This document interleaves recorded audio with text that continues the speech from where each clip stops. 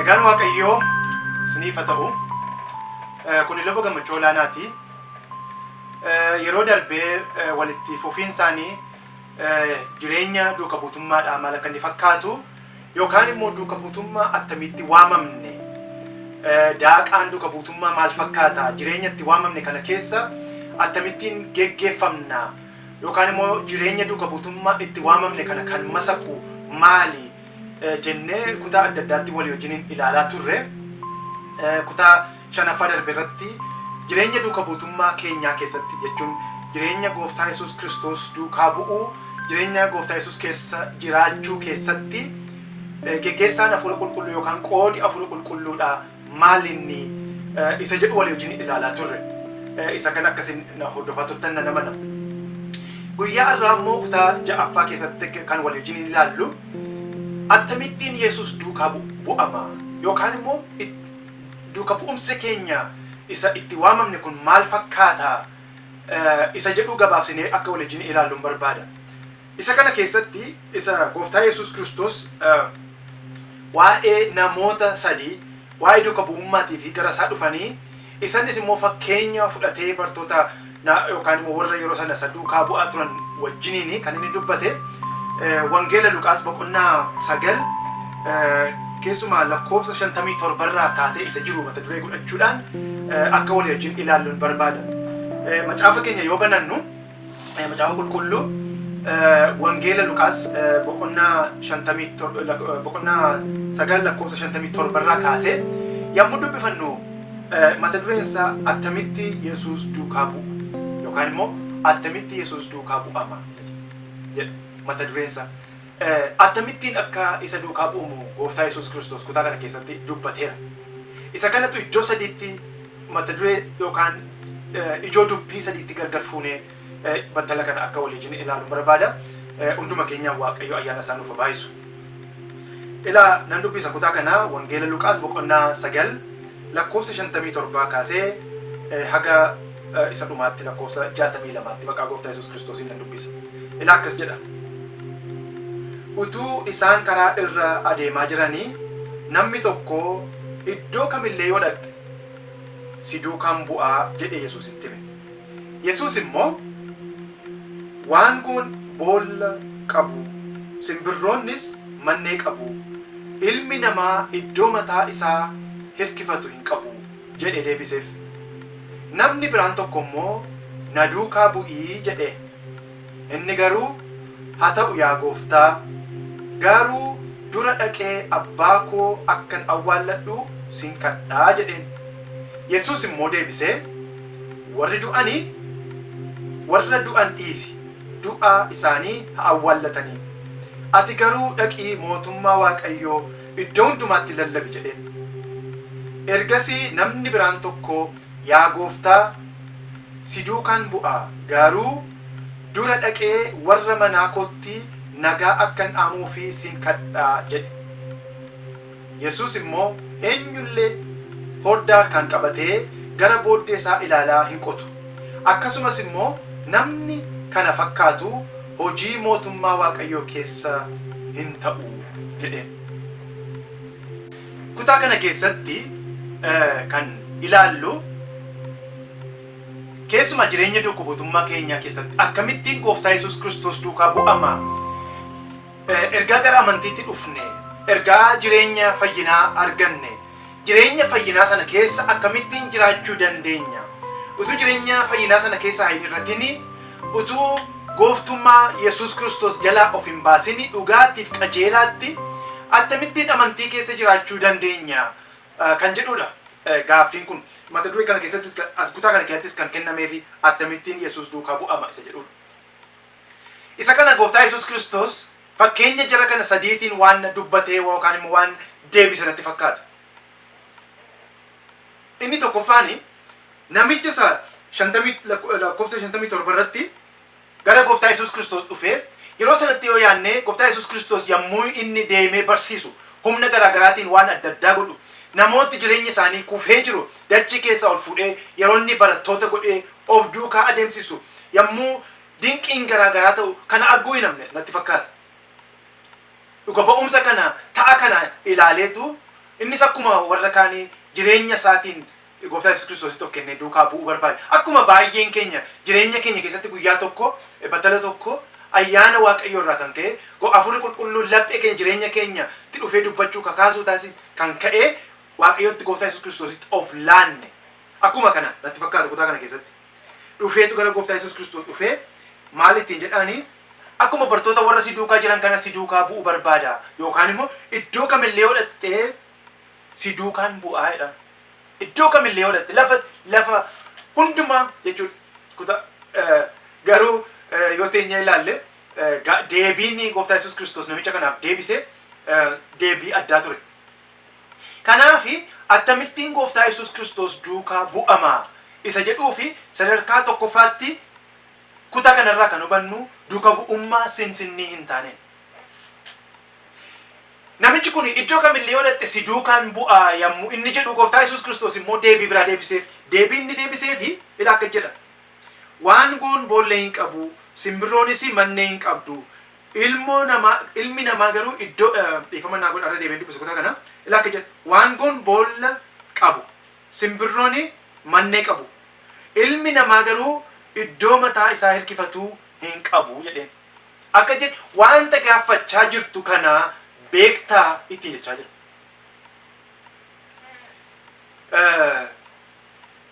Yeroo tokko haadha tokko akka jedhasee tokko gaafa namooti girgirrii uumanii waan adda addaa ta'u laga marqaa jennaanii hundumtuu boojjitoo guuree yaa'ee jedhu jechuuni si'a tokko jireenyi keenya kana ta'uu danda'a.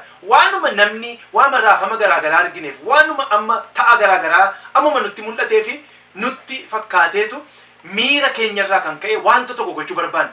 Wanta tokko duukaa adeemuu barbaanna.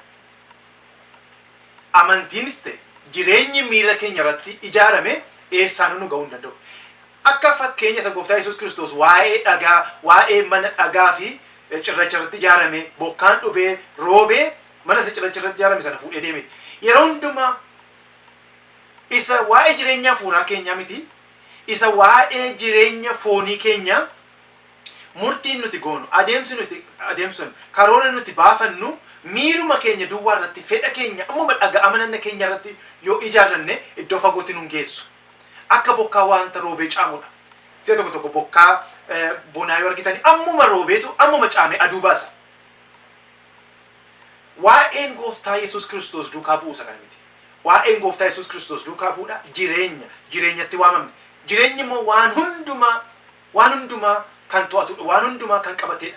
Gadi bu'uu, ol ba'uu, wanta jireenya kana keessatti ta'an hundumaa kan hammatedha.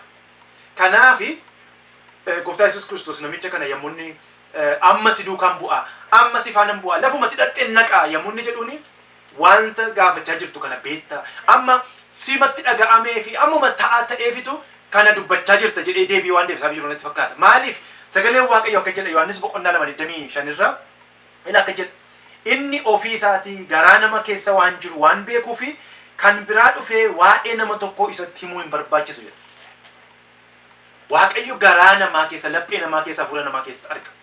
Gooftaa Yesuus Kiristoos Waaqa wanta ta'eef humna waaqummaa, beekumsa waaqummaa waan qabuuf garaa namicha kanaa keessa, qalbii isaa keessa asii achi fageessee waan arguufitu asii achi deebise. Kanatti namicha kanaaf deebii kana deebise jechuun kana amma dubbachaa jirtu, kana amma taasa'aa jirtu sinsinii irratti hundaa'e jechuu sanatti fakkaata. Jireenyi duuka buutummaa sinsinii irratti ijaarame eessatti iyyuu nu geessu. Keessumaa jireenyi hafuuraa keenya sinsinnaa'uu irratti yoo ijaarranne yeroo hundumaa nuti amantiitti xobbeedha. Jireenyi ilaalcha keenya xobbeedha. Waanuma amma nutti dhaga'ameen waanuma tokko amma murtii godhe tokko amma kun waggaa haaraa keessa jirra. Tokko waggaa haaraan gaafa nutti dhufu sagantaadhuma hin jirre baafanna. Ituu itti yaadin namumti hin baafataaf, namumti sagantaa baafataaf, karoora baafataaf waggaa haaraan dhufaaf jenna. Waanuma ammuma kaanetu galgala kana goona jennee hedduu sagantaa baafannee lafa keeyannee guyyaa tokkoffaa lamaffayyuu hin jalqabna ta'a. Garuu itti fufiisan qabaatu. Maaliif teenyee tasgabiidhaan qiinxallee jireenya keenyaaf qalbii keenya ittiin laanne wanta ta'eef sinsinni yookaan immoo itti dhaga'ama keenya irratti waan hundaa'eefitu iddoo fagoodhaan nun ga'u. Kanaaf guyyaa irraa akka of gaafannu barbaada. Jireenyi keenya maal fakkaata? Jireenyi tokko bu'ummaa keenyaa maal fakkaata? akkuma isa gaafa jalqabaa gooftaa Yesuus Kiristoosiin argiteeti lafuma sana jirra. Hammam guddanni jireenya fuuraa keenyatti. Hammam bilchaan inni kun yeroo hundumaa kan murteessu jireenya keenya keessatti kana kan murteessu akkaataa nuti itti duuka buutummaa keenya fudhannedha. Duuka buutummaan keenya duuka buutummaa jireenyaati yoo ta'e guyyaa hundumaa itti jiraachuudha yoo ta'e ba'aaf bu'a jireenyaa keessatti itti jiraachuudha yoo ta'e inni sinsinniirra darbeera jechuudha. Waaqayyo jireenya duuka buutummaa sinsinnii keessaa nu haa baasu. Maaliif jireenyi duuka buutummaa sinsinnaa'uu irratti ijaarame yeroo hundumaa jireenya miira duwwaa irratti ijaarame ammuma dammaquu ammuma gammaduu ammuma wanta adda addaa ta'an jireenya keenya keessatti dhiibbaan garaagaraa yookaan didhuun garaagaraa gaafa dhufu ammuma waan hundumaa harcaafneetu boolla keenyatti yookaan immoo lafa dhumneetti deebine. Isa kana fakkeenya isaa itti aansee dubbachuu nan danda'a. Fakkeenya Phexrosin fudhachuu dandeenya. Phexros baay'ee nama jalqiidha. Macaafa qulqulluu keessatti gaafa ilaallu baay'ee nama natti tola. Gara laafes baay'ee ariifata. Keessumaa ilaalcha isaa hubannaan isaa emotionii isaa yookaan itti dhaga'ama isaa miira isaa irratti hundaa'ee jira. Kanaaf wanti tokko yommuu ta'ani ergamoota keessaa inni yeroo hundumaa dafee dubbata, yeroo hundumaa dafee yaada kenna, yeroo hundumaa dafee yoo iddoo wangeela keessatti ilaalle gaafa gooftaan keenya Yesuus Kiristoos fannifamuudhaaf gara fannootti adeemu isaadha kan jalqaba waan hundumaa godhe. Isumas immoo kan jalqaba waan hundumaa gatee gooftaa Yesuus Kiristoosiin dhiisee deeme. Hamma hafuura qulqulluun dhufee jireenya sinsinnaa'ummaa sana keessaa nu baasutti jireenyi duuka buutummaa keenyaa jireenya hin bilchaanne, jireenya xobbee ta'a, jireenya dhuga ba'umsa gaarii hin qabaanne ta'a. Kanaafitu gooftaa Yesuus Kiristoos yoo na duukaa bu'uu barbaaddani, yoo kan na duukaa bu'uu barbaadde sinsinnaa'uudhaan na duukaa bu'uu hin dandeessu ittiin jedhee jira. Jireenya sinsinnaa'uutiin gooftaa Yesuus Kiristoos duukaa bu'uun hin danda'amu. Jireenyi sinsinnaa'uu eessatti jiru hin geessu wanta ta'e. Kanaafi kutaa kana keessatti wanti hubannu wanta tokko. Jireenya amantii miira keenya duwwaa irratti ijaarame. Yeroo hundumaa jireenya waa'ee itti tola gammachuu keenya duwwaa fuulleeffatedha. Aarsaa kan dagatu yookaan waa'ee fannoodhaa iddoo kan laanneef jechuudha.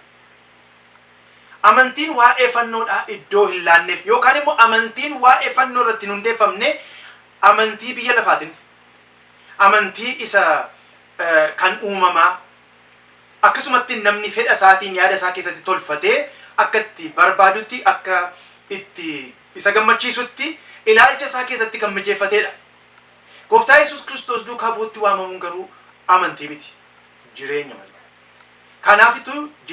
Kanaafitu waamichi nuti itti waamamne waamicha jireenyaati. Waamicha jireenyaa itti waamamne immoo sinsinnaa'ummaa yookaan sinsinnii yookaan miira keenya irratti hundeeffamne yeroo dheeraa keessa jiraachuun hin danda'amu.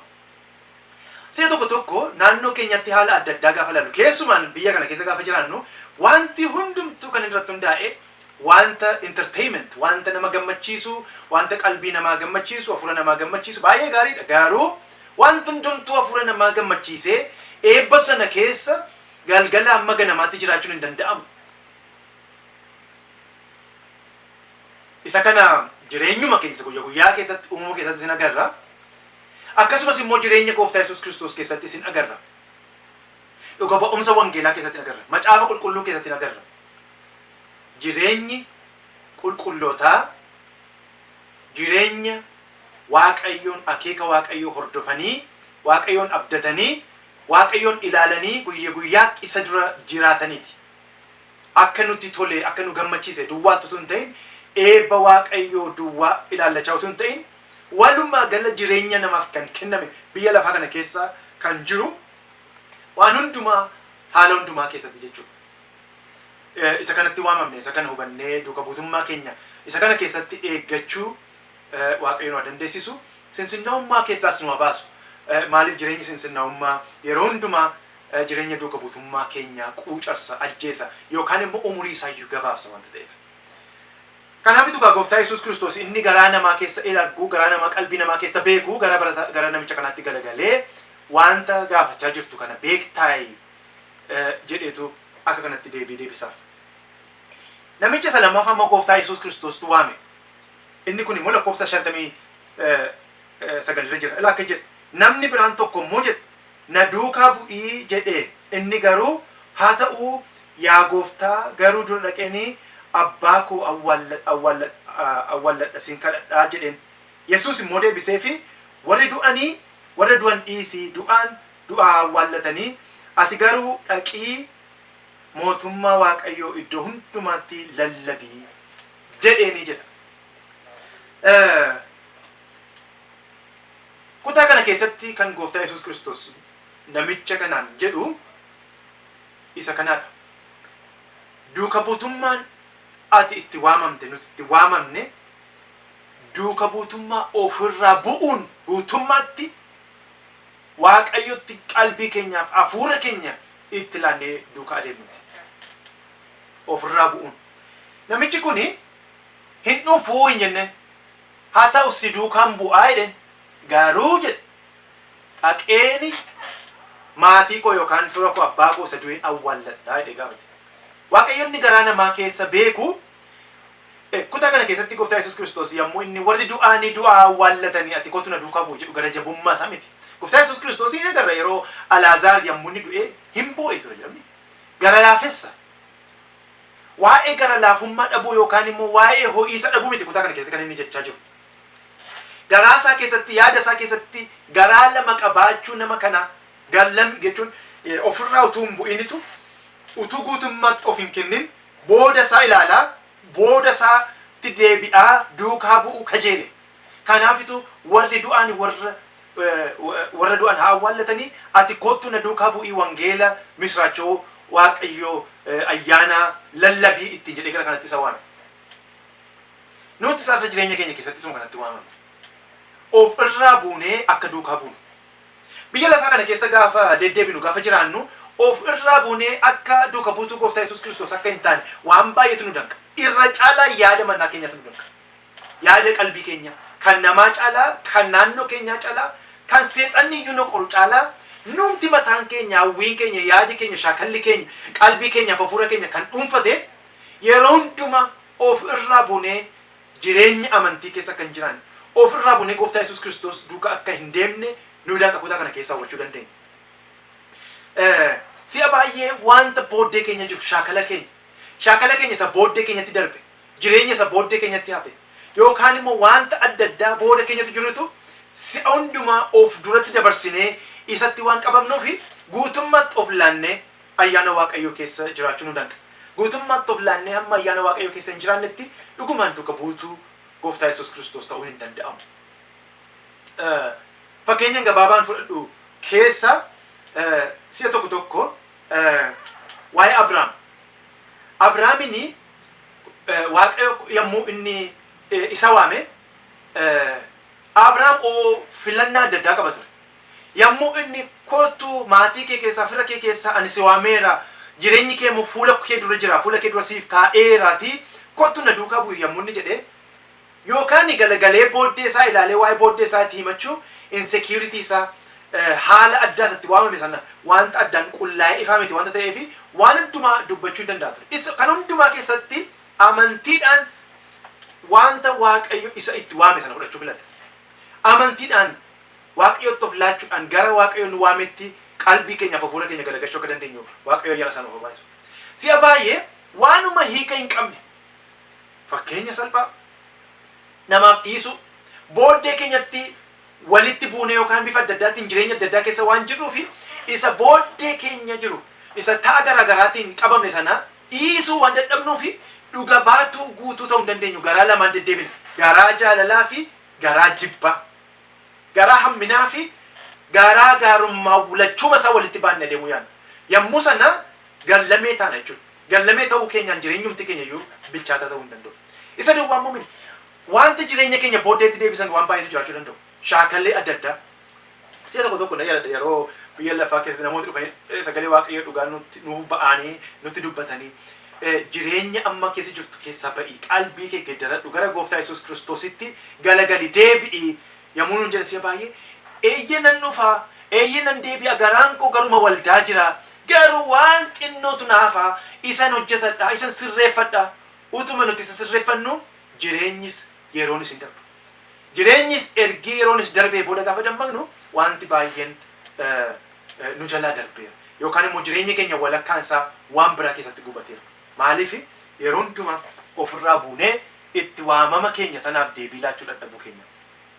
Kanaaf kutaa kana keessatti yommuu namichi si duukaan bu'aa haa ta'u waamicha kee kana nan dhaga'a garuu dhaqeeni warra maatii koo warra du'anii isaan awwala yommuu inni jedhee deebisu maal jedheefi isa du'ee warra du'aaf dhiisi.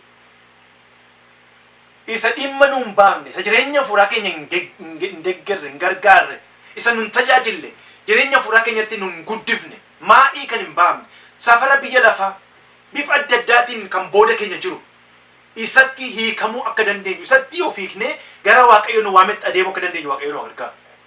Maaliif booda keenya jira jireenya wanta ta'e fuula keenya duratti jiraan fuula keenya duratti jiraachuutti waamamne jireenya fuula keenya dura jira booda keenya kan jiru seenaan jireenya nuun kennu seenaan yaadannoo duwwaadha hin yaadanna keessatti isa darbe yaadanna yoo gaarummaa Waaqayyoo ta'e gaarummaa Waaqayyootu keessatti yaadanna yoo immoo jireenya keenya keessatti ba'aa adda addaa ture ta'e isa yaadannee jireenya keenya irraatiif immoo Waaqayyoon galateeffanna isuma darbe isuma beeknu isuma booda keenya jiru yoo waaqeffannee jireenya haaraatti darbuu hin danda'amu.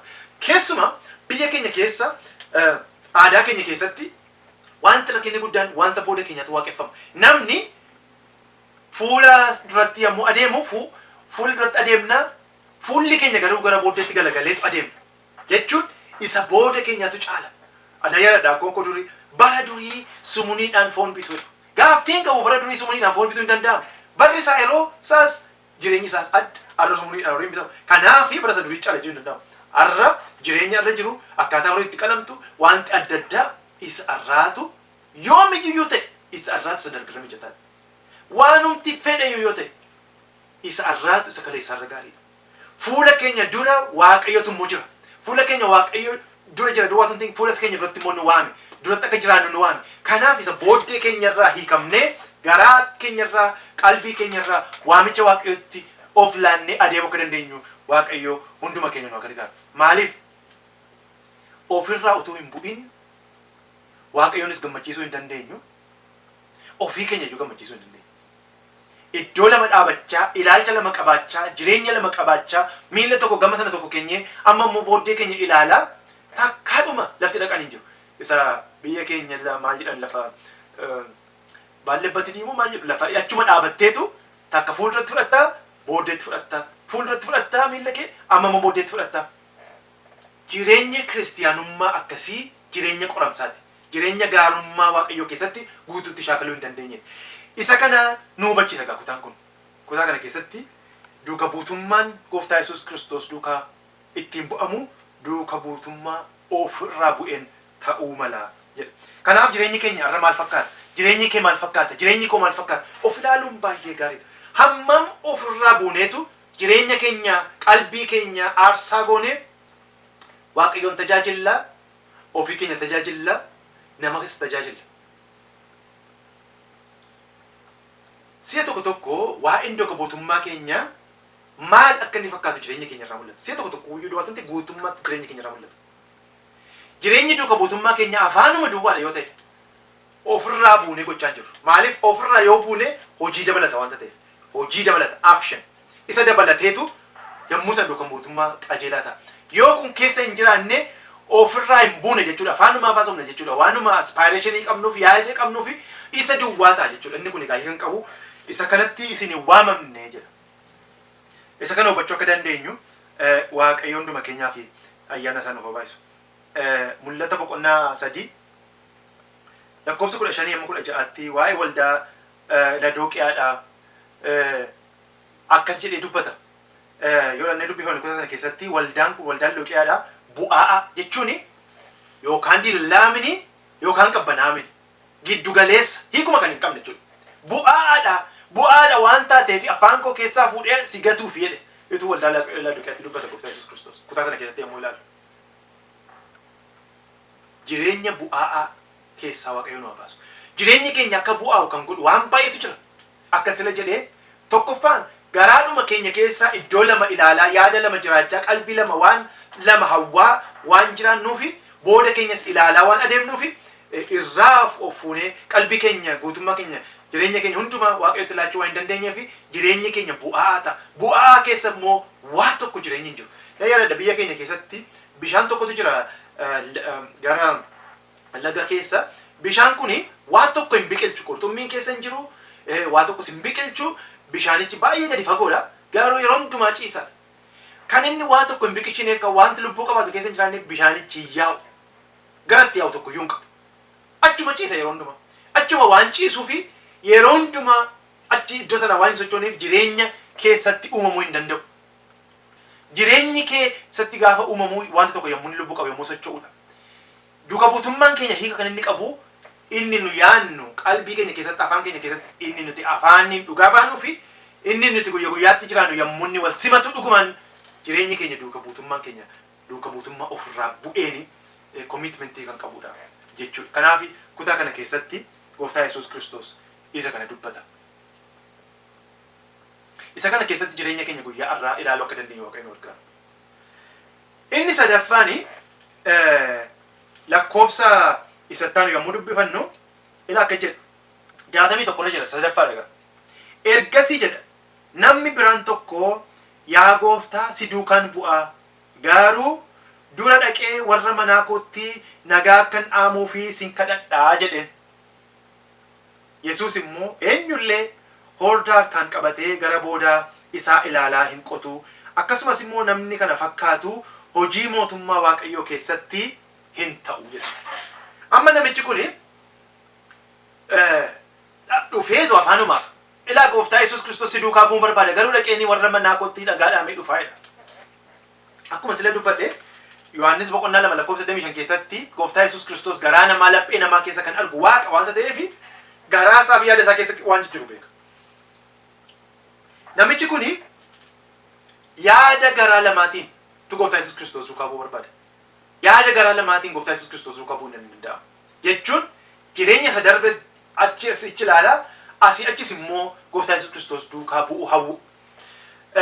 Yommuu inni dhaqee fira kootti nagaa dhaama jedhee yommuu inni kutaa kana keessatti maal jedhe dura dhaqeeni warra manaa kootti warra haadha manaa koo kan hin jaalladhu jechuudha. Gaaffii tokko qabu dhaqii nagaatti dhaame jedhee dhoowwuu hin danda'u Gooftaa Yesuus Kiristoos. Dhoowwuun isirra hin jiru maaliif waanuma gaariidha waanuma qajeelaadha.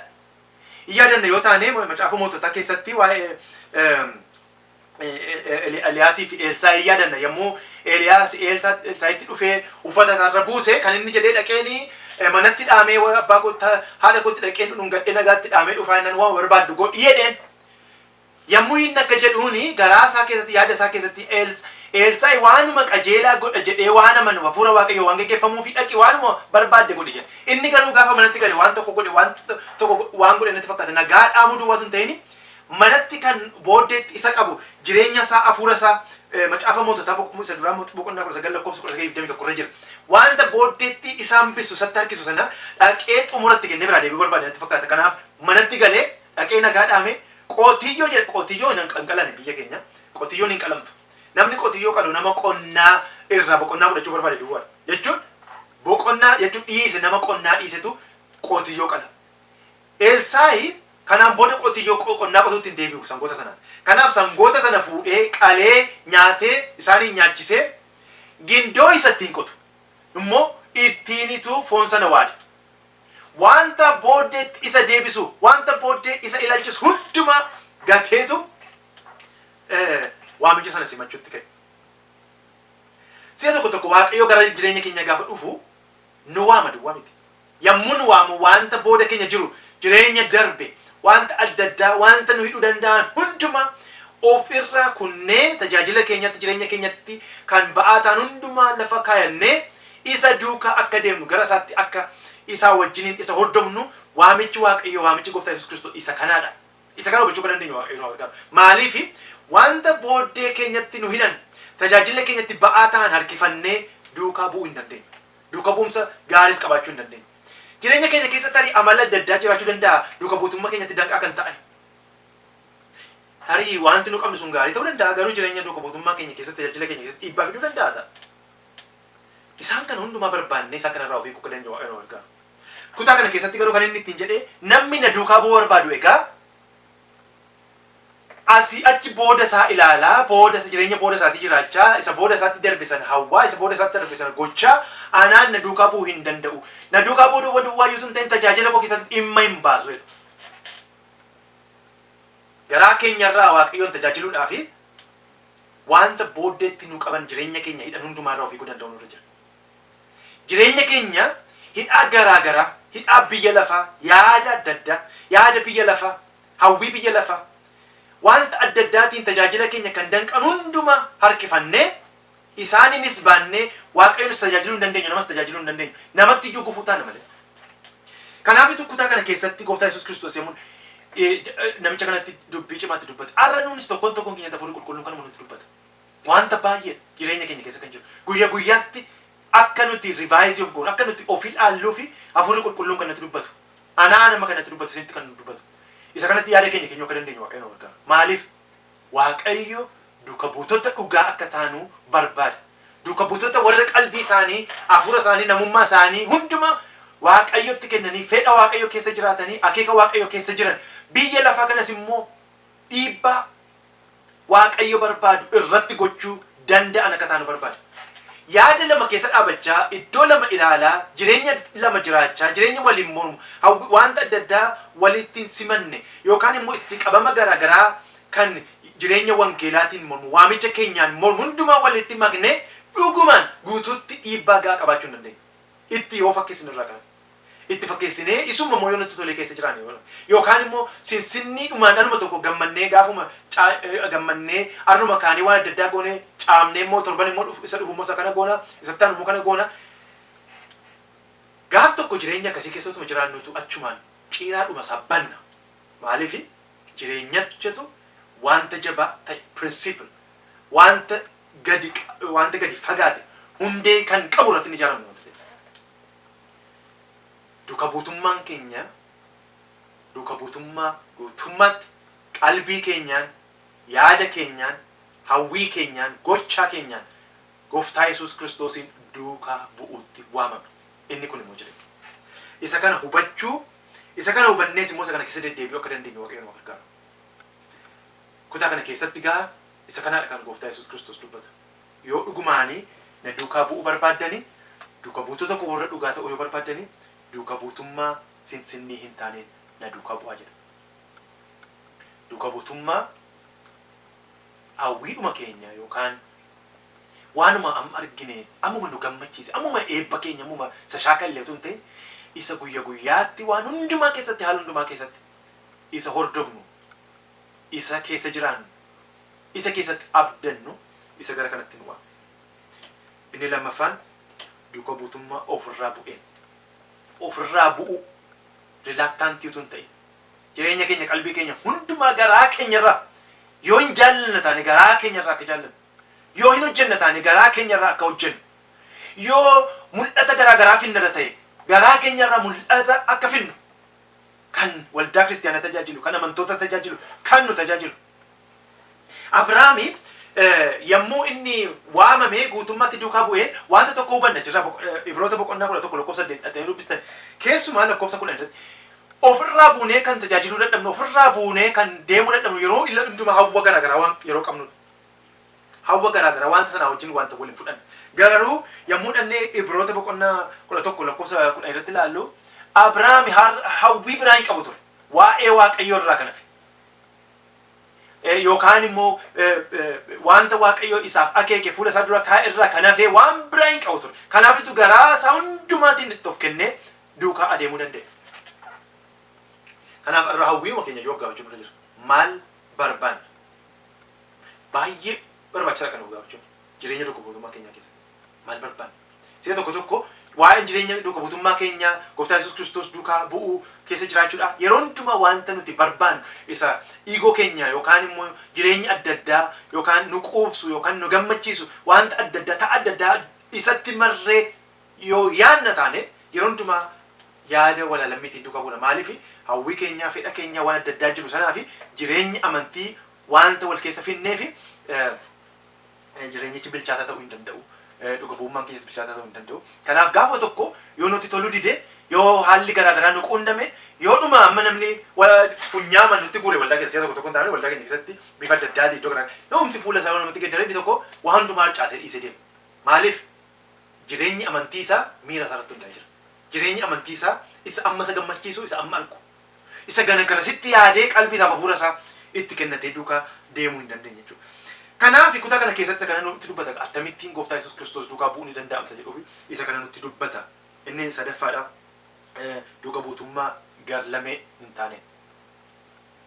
Wanta lama jiraachaa, wanta lama hawwaa, waan adda addaa lama keessa jiraachaa duukaa deemuu danda'u. Namichi kuni gar tokkoon ofii isaatii duukaa barbaada, gar tokkoon garuu yommuu kutaa kana keessatti dubbatu waa'ee mana isaatii, waa'ee jireenya isaatii.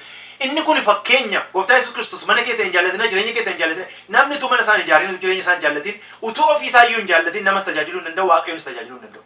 Kutaa kana keessatti kan inni jedhu isa garaa isaa keessa jiru, isa dudduuba isaa jiru dubbata, mootii fi isaa dubbata.